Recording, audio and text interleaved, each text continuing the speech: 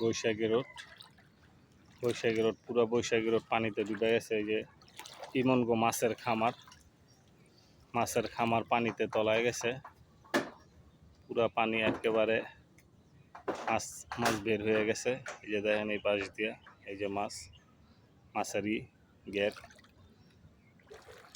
এখানে রুই মাছ আছে, তেলাপিয়া মাছ আছে, সিলভার কাপ আছে, আরো অনেক মাছ আছে।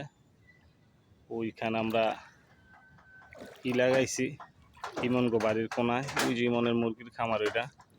আর ওগো বাড়ির ভিতর দিয়ে আমরা কাউয়াপাড়া ড্রেনে পানি হিচতাছি। 2টা মোটর লাগাইছি। 2টা মোটরে প্রতি মিনিটে 2400 লিটার পানি হিসে। দিনটায় 24 ঘন্টা, প্রায় আমরা 15 দিন এর মতো লাগবে এই পানিগুলা কমাইতে রাস্তার থেকে। দেখেন রাস্তার অবস্থা খুব খারাপ। এই যে আমার মুরগির খামারও ডুবে গেছে। খামারে মুরগি তুলতে পারিনি।